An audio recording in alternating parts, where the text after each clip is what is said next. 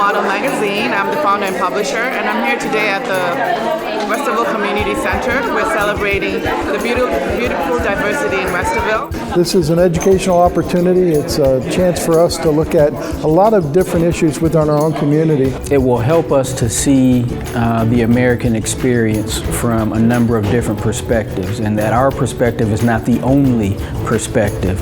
In the room adjacent to where the speakers are, we have several different nations that were represented. So we had different tables set up for cultures from all over the world, and people were able to just share different aspects of their cultures and get to know each other. Kids are here playing with some African drums. We also have storytelling that was taking place. So it just allows everybody to participate. I think the people that were here were very engaged, and it was a nice, diverse crowd of people from different cultural backgrounds. I've been going around to the booths and, of course, sampling the food, which is always fun, but also getting a little more information about each of the cultures. Some of it I knew, some of it I did not, and then learning how to say a greeting in some of the other languages that I didn't know. We live in an area where, while we have a parochial city, which is mostly made up of Caucasians, we do have exposure in our schools of many different ethnicities and cultures. We have about 1,200 ESL students in the district, and they represent 56 countries and 39 languages. I don't think most people, that if they aren't associated with the schools, realize how much diversity is really in our schools. I don't think they realize that. Unless you set foot in the school for some reason, have a student in the schools, I don't think you realize it. I think it's wonderful that the kids embrace each other and they get to learn about each other's cultures and heritage. A lot of events I was involved with, and we always had sharing where the kids would share things about their heritage with each other. All of the speakers just did an amazing job.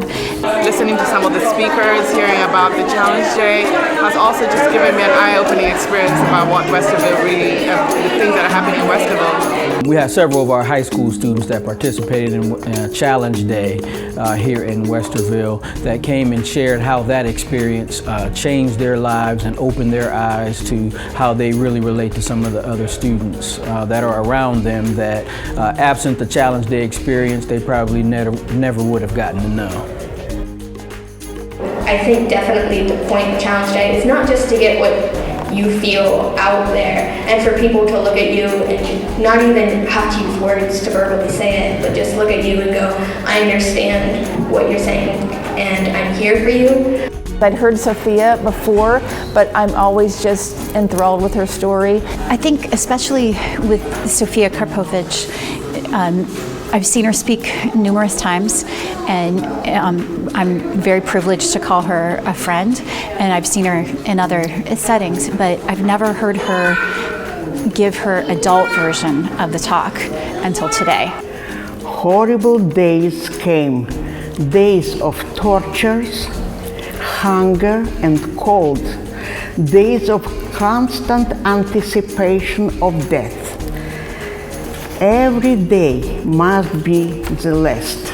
There were parts of her story that really struck me today because she was much more descriptive of the violence that she had to witness and things that were done to her that I just hope nothing like that ever happens again.